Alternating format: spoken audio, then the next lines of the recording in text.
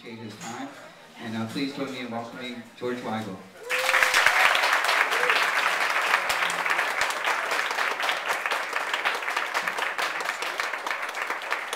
Thank you. Thank you all. The music has ended. Very good. Very good. Great to see everybody. Thank you for coming out. It's always good to be back in Baltimore, which is not, George, all that far away from Washington, being all 36 miles to be precise. I have to say, when I was about the median age of this group, this is not an area of town you would have come. So all of this has changed dramatically over the last 20 or 30 years. And it's really quite wonderful to see the rebirth of the harbor area in such a lively place, and to see so many of you willing to come out on a night to spend some time thinking about the kind of things that probably don't get thought about all the time in the green turf. Unless this is a different kind of pub than I imagine it to be. Let me also say a very special word of welcome to my friend Father John Rock, who's in the back there, and was very helpful to me in completing the biography of John Paul II. I had, through the help of some Polish scholars, gotten my hands on some really quite dramatic files of the old East German secret police, the Stasi, which involved Pope John Paul II, and Father Rock helped me translate those, so I'm happy to acknowledge him, and let's give him a round.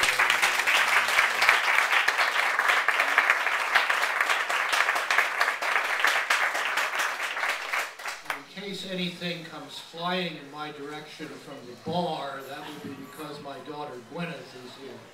Dr. Gwyneth Susel, we welcome her and her friend Jenny Miller. And,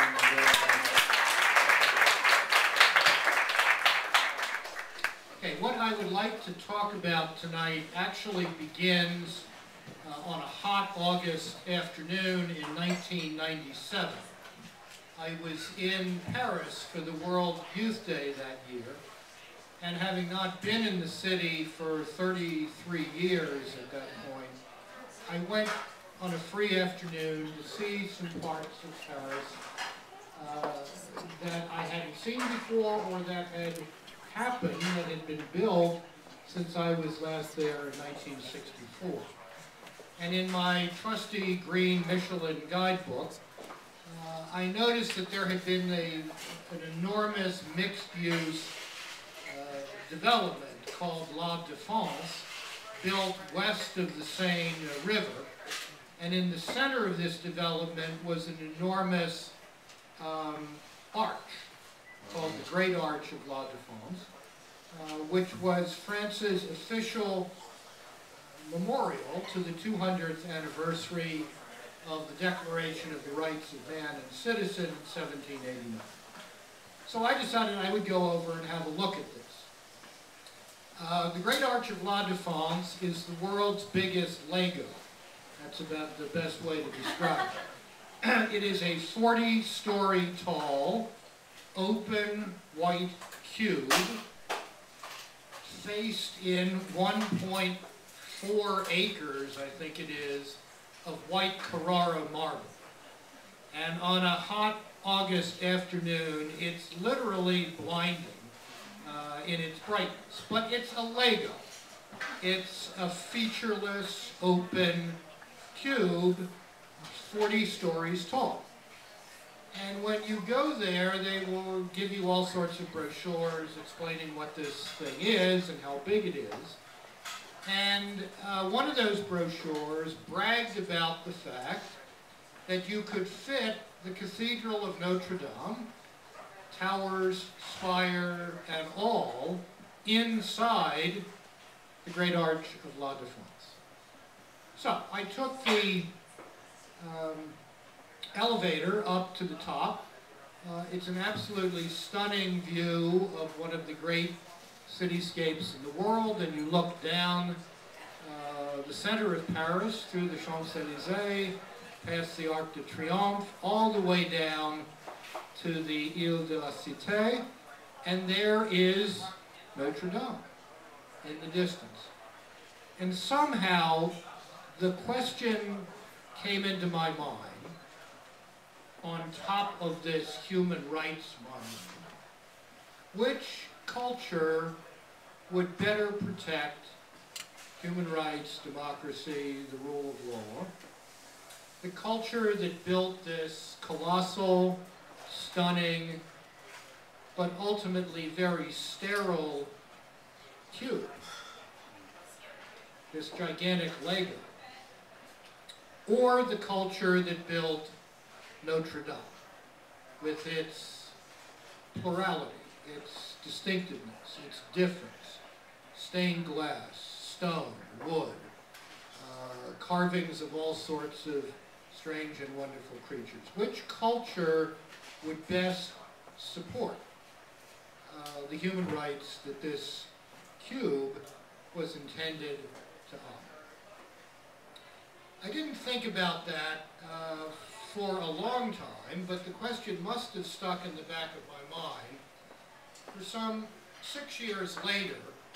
In 2003, I started paying attention to a very peculiar argument which was going on in Europe at the time. The argument was over a new constitutional treaty that would govern the expanded European Union, which was going from 15 members to 25 members in 2004. And while there were many arguments about this treaty, which was some 450 pages long, the fiercest arguments had to do with the preamble to the treaty. Something the equivalent of "we the people of the United States in order to form a more perfect union," etc. And the argument about the preamble was whether that statement of history and aspiration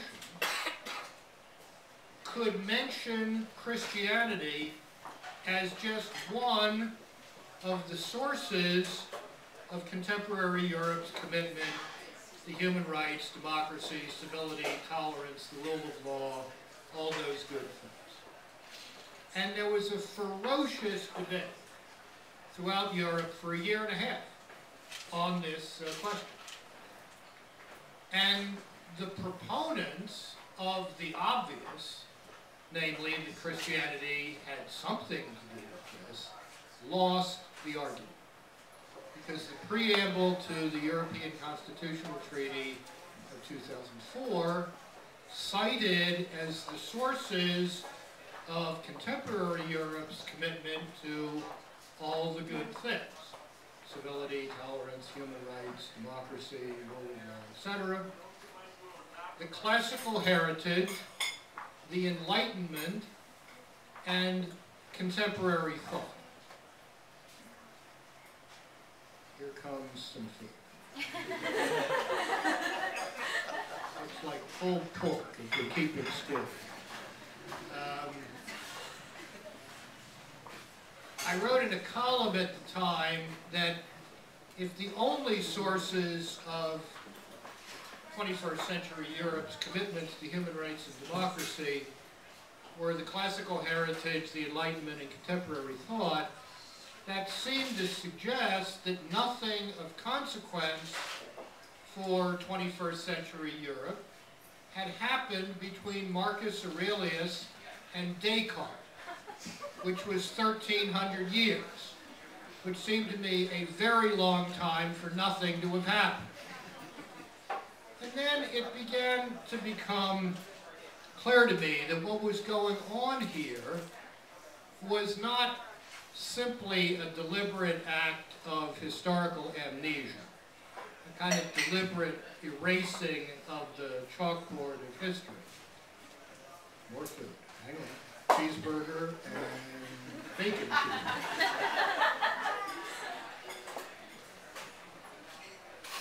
I'm going to get hungry.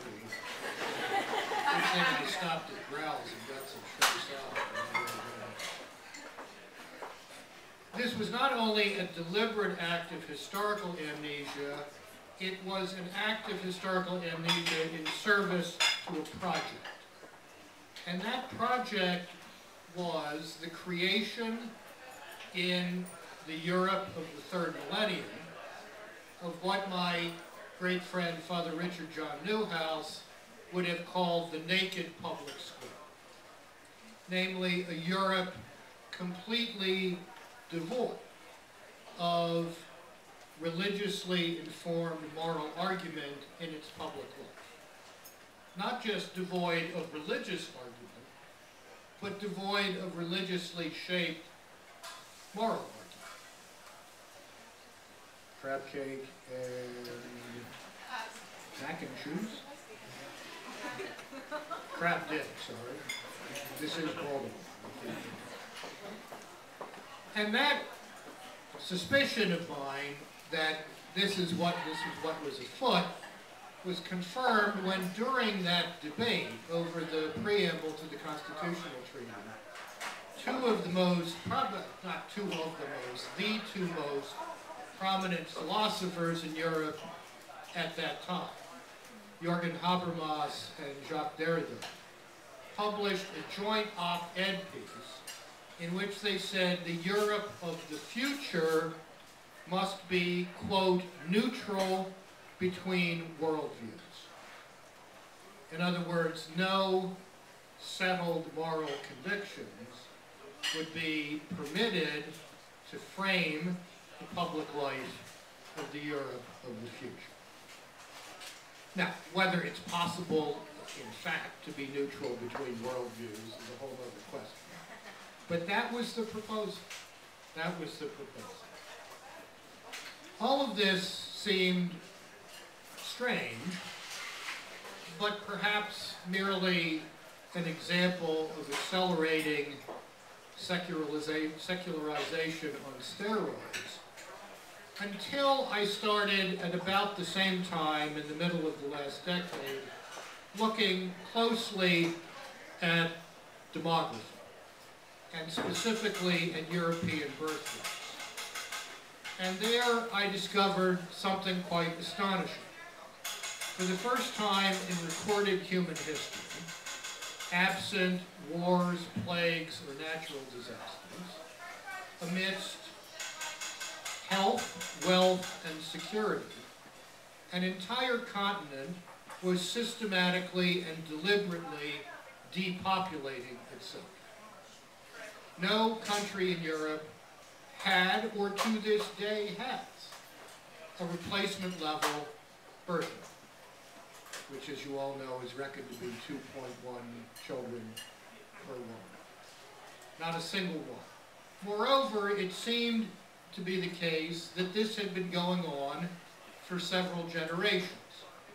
And as I came to understand from demographer friends like Nick Eberstadt, population decline of this sort is like compound interest in reverse. Compound interest, as you know, goes up and up and up, and then it really takes off at a certain point. Population decline goes down and down and down a little bit, and then suddenly the canoe is over Niagara Falls. And it's almost impossible to paddle it back up because you simply don't have the number of people necessary to make up for the loss you've sustained over the past several generations.